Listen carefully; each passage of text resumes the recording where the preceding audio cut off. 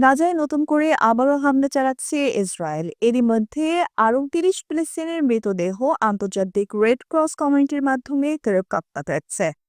অনেকের শরীরে নির্যাতনের চিহ্ন দেখা গেছে। এদিকে যুদ্ধবিরতির পর অবরুদ্ধ এই উপত্যকায় বিমান হামলা চালিয়ে যাচ্ছে ইসরায়েল। শুক্রবারে ইসরায়েলি হামলায় কমপক্ষে ৩ ফিলিস্তিনি নিহত হয়েছে।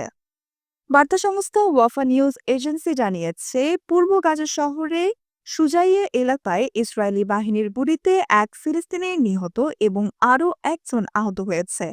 এছাড়াও জাবালিয়া শরণার্থী শিবিরে ইসরায়েলি বাহিনীর গুলিতে আরও একজন নিহত হয়েছে। এছাড়া আরও এক ফিলিস্তিনি ইসরায়েলি বাহিনীর গুলিতে আহত অবস্থায় মারা গেছেন।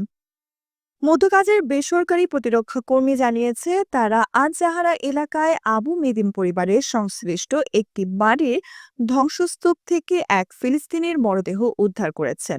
শুক্রবার দক্ষিণ গাজার খান ইউনিয়নে ইসরায়েলি যুদ্ধবিমান থেকে বিভিন্ন ভবন লক্ষ্য করে হামলা চালানো হয়।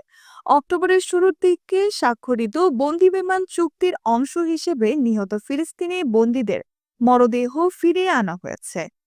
ফিলিস্তিনি স্বাস্থ্য মন্ত্রণালয় এক বিবৃতিতে জানিয়েছে, সর্বশেষ হস্তান্তরের পর মোট মৃতদেহের সংখ্যা ২২৫ জনে দাঁড়িয়েছে। এতে বলা যাচ্ছে যে মেডিকেলের টিমগুলো স্ট্যান্ডার্ড প্রোটোকল অনুসরণে মরদেহগুলো শনাক্ত করছে এবং নথিভুক্ত করার আগে পরিবারগুলোকে অবহিত করা হচ্ছে। বিভিন্ন চিকিৎসা সূত্রে জানিয়েছে, বন্দীদের মধ্যে অনেক মরদেহই নির্যাতনের চিহ্ন ছিল। অনেকের চোখ বাঁধা এবং হাতকড়া করানো ছিল। অনেক মরদেহ পচে গেছে বা পুড়ে গেছে। আবার অন্যদের দেহে বিভিন্ন অঙ্গ-প্রত্যঙ্গ বা দাঁত নেই। ইসরায়েলে হাজার হাজার ফিলিস্তিনিকে কারাগারে আটক রেখেছে।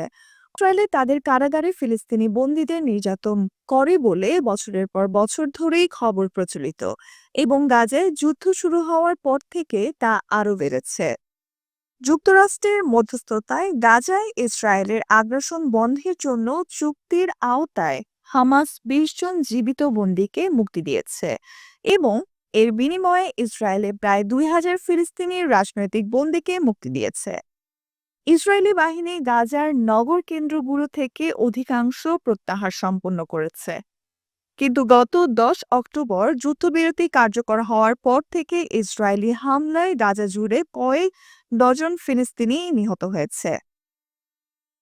গাজার স্বাস্থ্য মন্ত্রণালয় জানিয়েছে, মঙ্গলবার থেকে বুধবার পর্যন্ত ইসরায়েলি হামলায় ৪৬ শিশু এবং ২০ জন নারীসহ ১০৪ জন ফিলিস্তিনি নিহত হয়েছে।